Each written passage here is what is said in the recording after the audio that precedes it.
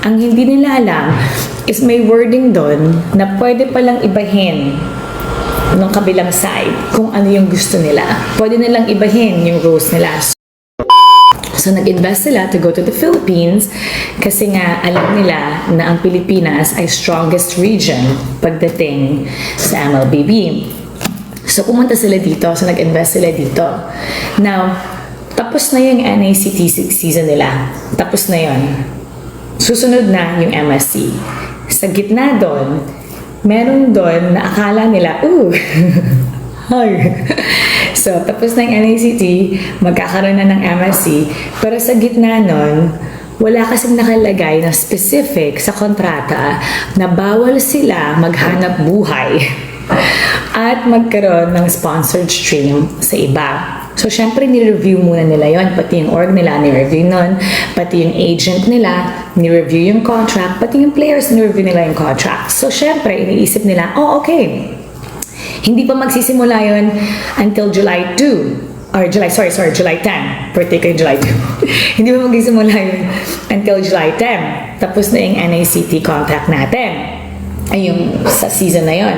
So, sa gitna, may opening dapat yon na kung may kukuha sa kanila para maghanap buhay, para magkaroon sila ng income, yun yung opening na pwedeng-pwede. Kasi sa labas yun ng kontrata. So, ginaw nila. Right?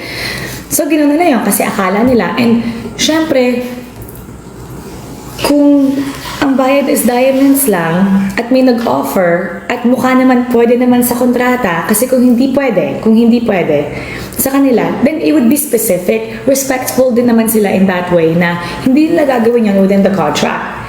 But still, they have to work because diamonds will not put food on their table, right? It's just, but they do it anyway because they love the game. There are a lot of people that love the game.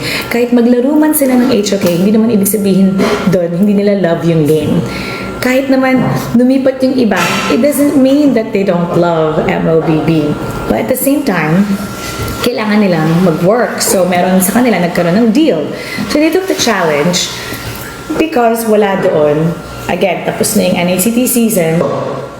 Tapos hindi pa nagsisimula yung season ng MSC.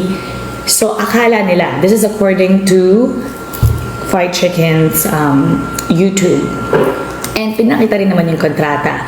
Ang hindi nila alam is may wording doon na pwede palang ibahin ng kabilang side kung ano yung gusto nila. Pwede nilang ibahin yung roles nila. So, ang nangyari, nung sinabi na, okay, madi-disqualify kayo, nag-sign na sila ng kontrata para gawin yung 48-hour challenge. Nag-sign na sila dito. So, may kontrata na sila dito. Ang kontrata na valid para sa kanila is yung kontrata na sinign nila na sige, gagawin natin yung 48-hour challenge. So, nag-sign sila dito. So, may commitment sila dito. Right? Kasi nga, in between. So, wala dito, di ba? Doon sa kabila. Now, they have to fulfill the kontrata dito na bagong na-sign nila, nagagawin nila yung 48-hour challenge. Tapos, sinabi ng kabila, and you could watch Fried Chicken, sinabi doon ng kabila na hindi niya pwedeng gawin yan. Nung nag-decide yung kabila, pati si Esports World Cup, kinausap yung kabila. Pati sila.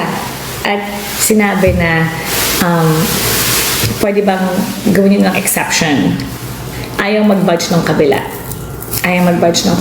So, dinisqualify sila.